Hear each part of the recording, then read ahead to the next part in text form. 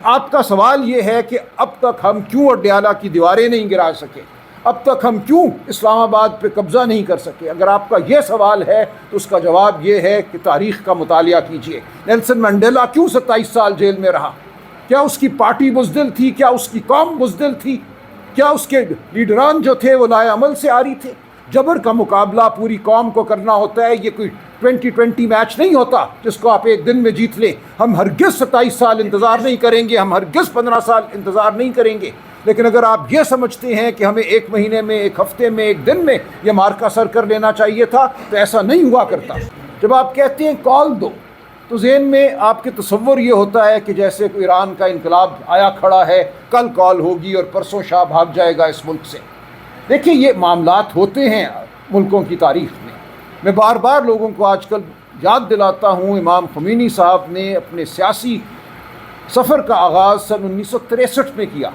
سن 64 میں ان کو شاہ نے گرفتار کیا۔ ان کی گرفتاری والے دن ایران کے لاکھوں لوگ سڑکوں پر آئے، گولیاں چلی، ہزاروں لوگ شہید ہوئے۔ آپ جا کر ذرا پڑھیے تاریخ۔ لیکن اس کے باوجود انقلاب 1989 میں آیا، 15 سال بعد آیا۔ امام خمینی ملک بدر ہو گئے، جلا وطن ہو گئے، 15 سال ملک سے باہر رہے، عراق میں رہے، فرانس میں رہے۔ اور جب انقلاب آیا تو کسی کو پتہ نہیں چلا۔ شاہ ایران چھٹیاں منانے کی تیاری کر رہا تھا اور پتہ چلا کہ عوام کا ایک سمندر ہے جو ملک کے ہر شہر میں، ہر گاؤں میں، ہر قریے میں باہر نکل آیا ہے، جس نے فیصلہ کر لیا ہے کہ اب ایسے نہیں چلے گا۔ تو پاکستان میں یہ 15 سال کا عرصہ ہمیں نہیں درکار۔ عمران خان کی 30 سال کی جد و جہد ہمارے سامنے ہے۔ یہ جد و جہد بہت جلد پھل لائے گی، ثمر آنے کو ہے۔ آپ تھوڑا سا تحمل کیجئے۔ مجھے پاکستان کی عوام کی آنکھوں میں جو اس وقت عزم نظر آ رہا ہے، جو غصہ نظر آ رہا ہے، جس ہم بس اسٹیشن پہ جاتے ہیں، جس ہم ایئرپورٹ پہ کھڑے ہوتے ہیں، لوگ آتے ہیں، جوک در جوک آتے ہیں، اور جو وہ بات کرتے ہیں وہ سن کے میں دہل جاتا ہوں۔ تو آپ خاطر جمع رکھیں۔ تحریک سے آپ کا مطلب یہ ہے کہ ہم نے اسلام آباد فتح کیوں نہیں کر لیا، اس نظام کو لیکن نہیں، ہم ٹھیک کہہ رہے ہیں۔ دیکھیے اگر کوئی مجھ سے یہ کہے کہ جو اڈیالہ کی دیواریں توڑ دو، آپ نے دیکھا کہ عمران خان کو قید میں رکھنے کے لیے انہیں پورے نظام کو گرانا پڑا۔ اسلام آباد ہائی کورٹ کے جس جج نے حق کی بات کی، سچ کی بات کی، اس کی ڈگری کو جعلی قرار دلا دیا، اور جو باقی 3 بچ گئے ان کو اٹھا کر اسلام آباد ہائی کورٹ سے باہر پھینک دیا۔ یہ ضیاء الحق نے بھی نہیں کیا تھا۔ یہ کسی بدترین مارشل لاء میں پاکستان کی تاریخ میں یہ کچھ نہیں ہوا۔ 26ویں اور 27ویں ترمیم کے ذریعے پورے عدالتی نظام کو یرغمال بنا لیا گیا، ایک نئی عدالت بنا دی گئی جس میں شہباز شریف صاحب کے لگائے ہوئے جج ہیں۔ کوئی اور پروسیس نہیں تھا، صرف یہ کہا گیا کہ وزیر اعظم تعین کرے گا، پہلے چیف جسٹس کا اور پھر وہ اور چیف جسٹس مل کے باقی جج لگائیں گے۔ تو یہ صورتحال ہے۔ اب آپ کا سوال یہ ہے کہ اب تک ہم کیوں اڈیالہ کی دیواریں نہیں گرا سکے، اب تک ہم کیوں اسلام آباد پہ قبضہ نہیں کر سکے؟ اگر آپ کا یہ سوال ہے تو اس کا جواب یہ ہے کہ تاریخ کا مطالعہ کیجئے۔ طبی دہشت گردی ہر وہ شخص کر رہا ہے، ہر وہ طاقت کر رہی ہے جو ہمیں عمران خان صاحب تک رسائی نہیں دے رہی۔ یا آپ ان سے پوچھیے، آپ پوچھیے اس حکومت سے کہ تم مجبور محض ہو یا تم محض آلائے جرم ہو؟ کیا تم صرف حکم بجا لاتے ہو یا یہ دہشت گردی تمہاری اپنی ہے؟ پوچھیے ان سے آپ۔ ایک منٹ کسی اور سے اپوزیشن کی جانب سے کراچی سے یہاں تک جو لانگ مارچ کی گئی، اس کے علاوہ جماعت اسلامی کی طرف سے کی گئی، کیا مہنگائی کے حوالے سے آپ کا بھی کوئی اس طرح کا پلان ہے؟ جی بالکل ہے، ہم کریں گے۔ آپ یہ دیکھیے کہ ہم نے 2007 سے 9 تک ایک وکلاء کی تحریک چلائی تھی، میں اس کا حصہ تھا، ہم نکلتے تھے باہر۔ ہم پہ گولیاں نہیں برسائی گئی تھیں، ایک آدھ واقعہ ہوا تھا کراچی میں، وہ MQM کو شامل کر کے کچھ کیا گیا تھا، لیکن اس وقت اس نظام میں تھوڑی سی ابھی بھی شرم باقی تھی، شرافت باقی تھی۔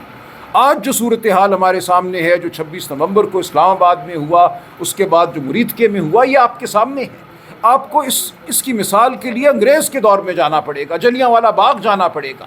اس کے بعد انگریز نے بھی گولی نہیں چلائی تھی، لوگ ہفتوں سڑکوں پہ چلتے تھے، لاکھوں کی تعداد میں چلتے تھے تحریک آزادی کے دوران، اور انگریز ان پہ گولی نہیں چلاتا تھا، ان کے چلنے کے حق کو مانتا تھا۔ اس وقت کوئی آئین نہیں تھا، ایک حکومت تھی، ایک کلونیل حکومت تھی، لیکن اس حکومت کو بھی احساس تھا کہ یہ انسان ہے۔ آج ہمارے سامنے جو حکومت ہے، جو نظام ہے، یہ 78 سال سے کھڑا ایک ظلم کا نظام ہے۔ اس ملک کو انقلاب کی ضرورت ہے، میں بار بار یہ کہتا ہوں۔ اور یہ انقلاب آئے گا، اس ملک کی بقا اس میں ہے۔ جو ثناء اللہ بلوچ نے آپ کو باتیں بتائی، جو تیمور صاحب نے کی، یہ اس ملک کی حقیقت ہے۔